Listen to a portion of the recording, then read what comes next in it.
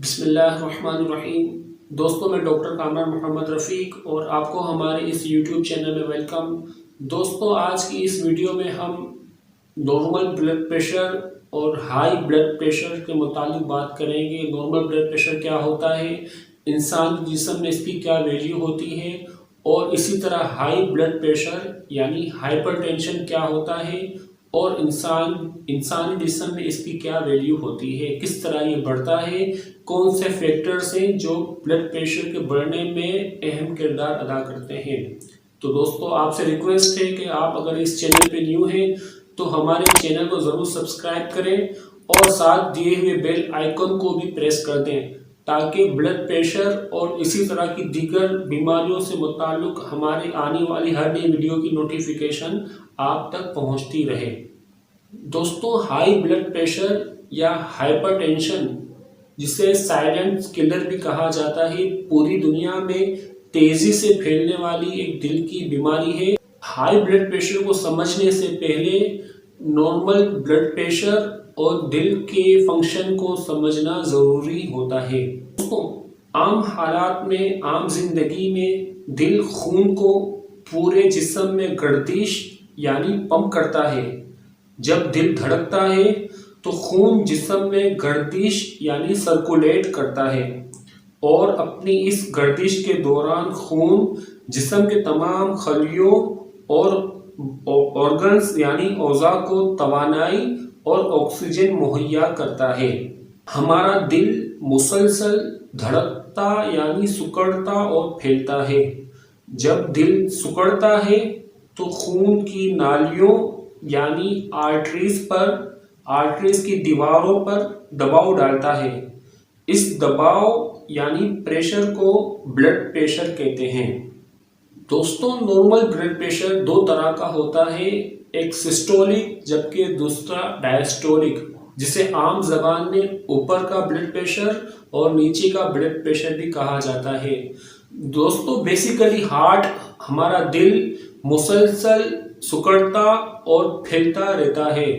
جب دل سکڑتا ہے تو خون پریشر کے ساتھ خون کی نالیوں یعنی آرٹریز میں پش ہوتا ہے۔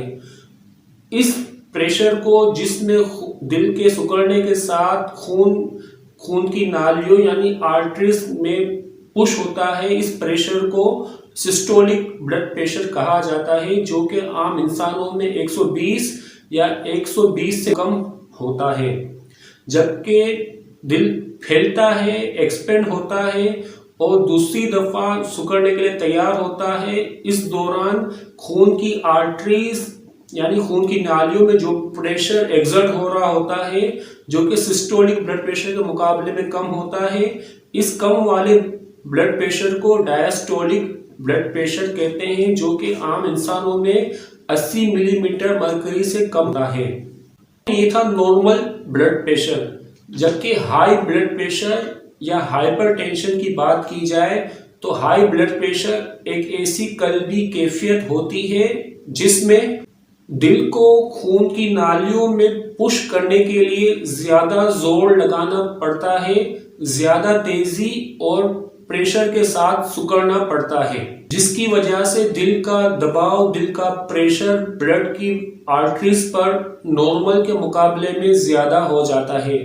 اور اگر یہی بلڈ پریشر مستقل زیادہ عرصے تک برقرار رہے تو اس بڑھے ہوئے دل کے دباؤ کو ہائی بلڈ پریشر یا ہائپر ٹینشن کہا جاتا ہے۔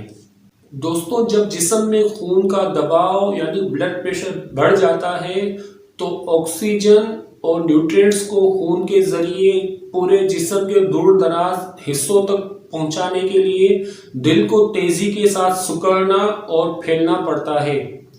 ہائی بلڈ پریشر کی یہ کنڈیشن خطرناک ہو سکتی ہے، اس میں دل کے پٹھے بھی متاثر ہو سکتے ہیں اور دل کے پٹھے خون کو پمپ کرنا بھی چھوڑ سکتے ہیں۔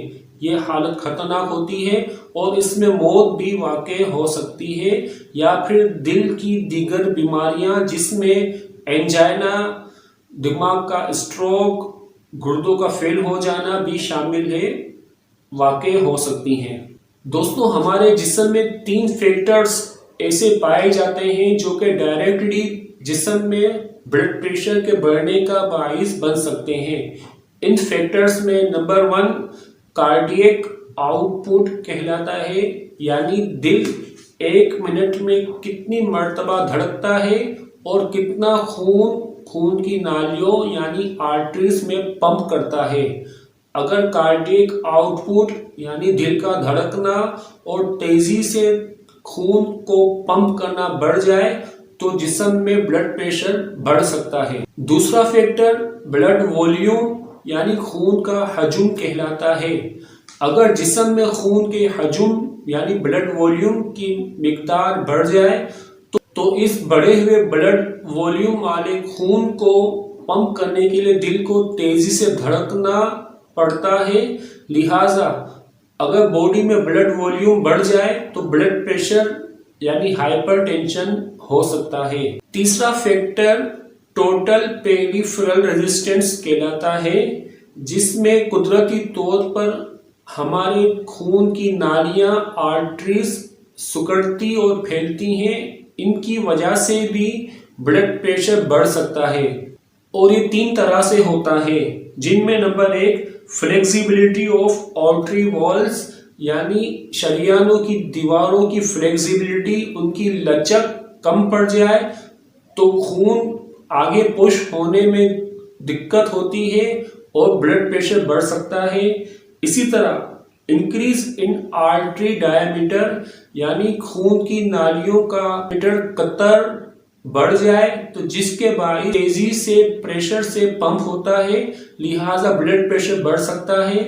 اسی طرح بلڈ وسکوسٹی یعنی خون میں پروٹین، کولیسٹرول، شوگر اور نمکیات کی مقدار میں اضافہ ہو جائے، جس کی وجہ سے خون گاڑھا ہو جاتا ہے اور دل کو خون کو پش کرنے میں، پمپ کرنے میں زیادہ قوت لگانا پڑتی ہے، اسی طرح بلڈ پریشر میں اضافہ ہو سکتا ہے۔ تو دوستو یہ تھی آج کی ہماری ایک چھوٹی ویڈیو جو کہ نارمل بلڈ پریشر اور ہائی بلڈ پریشر یعنی ہائپر ٹینشن کے بارے میں تھی۔